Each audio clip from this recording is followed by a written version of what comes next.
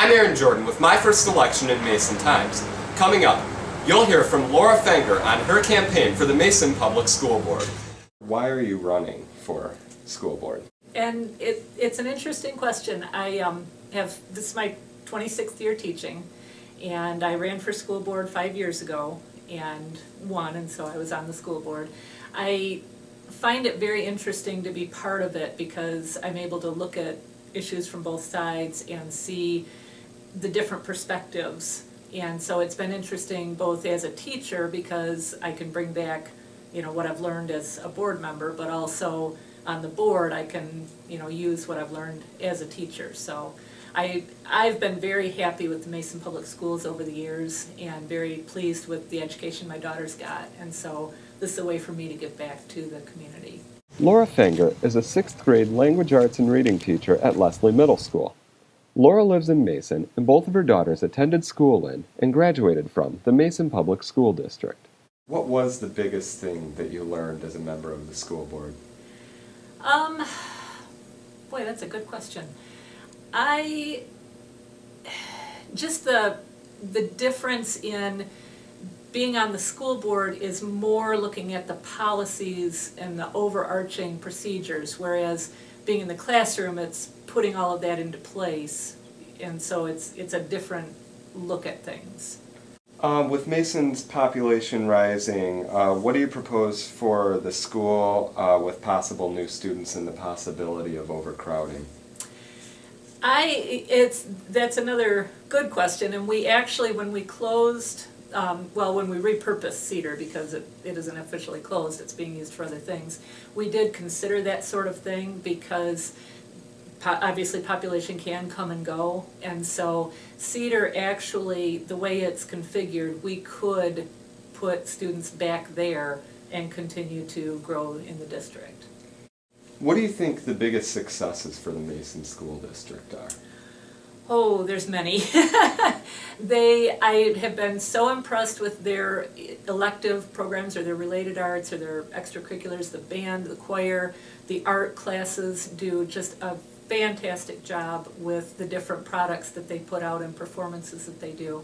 I've also been very impressed with the different classes that are offered. They do a really good job of staying up with the current educational needs of our students. And so my daughter right now is a sophomore at Michigan State, and she feels very prepared for being at college thanks to the Mason Public Schools. So I've been impressed with that. What would you like to see improve at Mason Schools?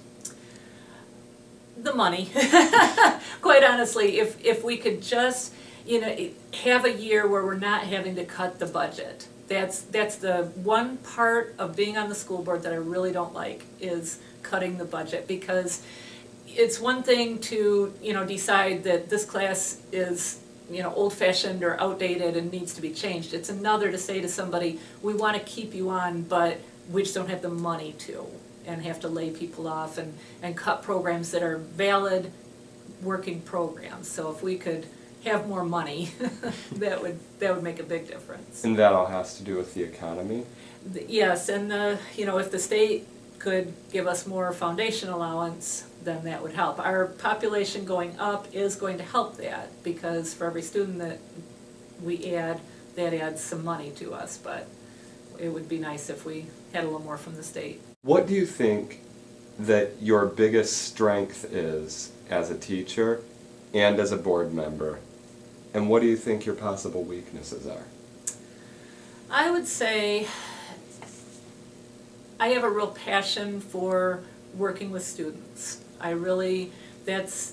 It makes me happy to come to school every day. It makes me happy to be part of the school board, to do those things that are going to help kids. I don't know, they make me laugh, they frustrate me sometimes, but they're such neat beings that we are there to help them and shape them, and so I think that really makes a difference both for my teaching and also being on the board, because every time we meet as a board, we're deciding things that are going to help or not the kids. So I think that's definitely a strength that I have.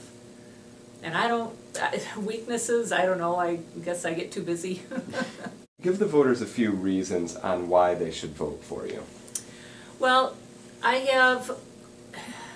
have a lot of experience in the educational setting. My dad was actually a teacher, so I grew up going to school with him and all of that, and then obviously here I am, and so my whole life has pretty much been spent in schools. So being able to bring that experience and then the experience of already having 5 years on the board means that there's not that learning curve for me.